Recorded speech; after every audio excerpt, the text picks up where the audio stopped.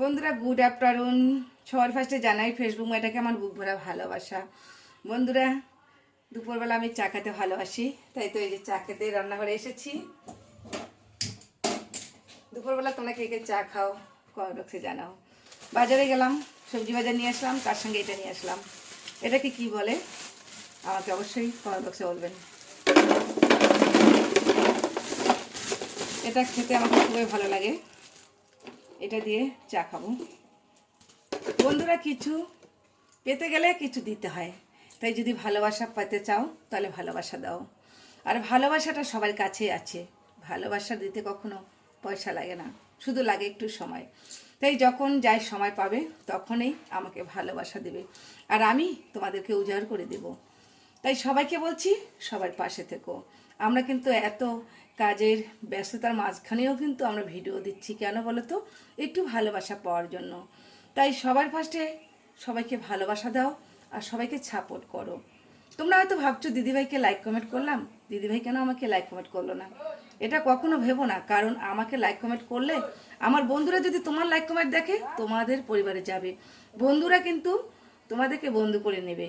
কারণ যত কমেন্ট করবে তত এঙ্গেজমেন্ট বাড়বে, মানে তোমার বন্ধু বাড়বে, ফলোয়ার বাড়বে। তাই আমাকে কমেন্ট করা মানে আমার বন্ধুদেরকে কমেন্ট করা। তোমার কমেন্টটা যত মানুষ দেখবে তত কিন্তু তোমার বন্ধু বাড়বে। তাই তোমরা কমেন্ট করতে ভুলবেন না, যত পারবেন তোমরা সবাইকে বেশি বেশি করে কমেন্টটা করে যাও। কারণ ভালোবাসা দিলেই ভালোবাসা পাওয়া যাবে, আর ভালোবাসা না দিলে শুধু ভিডিও ছাড়লে কি ভালোবাসা পাবেন? পাবেন না। তাই টাইম মতো ভিডিও ছাড়ো আর ভালোবাসা দাও। আর তোমরা যদি আমার ভিডিও কেউ না দেখে থাকো, এর আগে বলছি আবারও বলছি, দেখা মাত্রই আমার পেজকে ফলো করো আর আমার পরিবারে যুক্ত হয়ে যাও। সুন্দর করে একটা গোলাপ দিয়ে যাও, আর গোলাপটা নিয়ে আমি তোমাদের পরিবারেই যুক্ত হয়ে যাব। সব সময় তোমাদের পাশে থাকার চেষ্টা করব, আর যতটা পারবো পাশে থাকবো।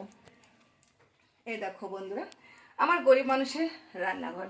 আর আজকে আমি কি রান্না করছি তোমাদেরকে শেয়ার করি। কি রান্না করছি বলো তো? কি বলবো, এখানে তো চা হচ্ছে। এই দেখো ছোট ট্যাংরা আছে না, এই যে ট্যাংরা মাছ, ট্যাংরা আর ছোট একটা একটা দুটো বড় একটা ছোট ট্যাংরা মাছে করছি সর্ষে বাটা দিয়ে। আর করছি হলো যে কি এটা বলো তো, ডাল, পাতলা করে মসুরের ডাল। আর এখানে করেছি পুঁটি মাছ পেঁয়াজ দিয়ে ভাজা।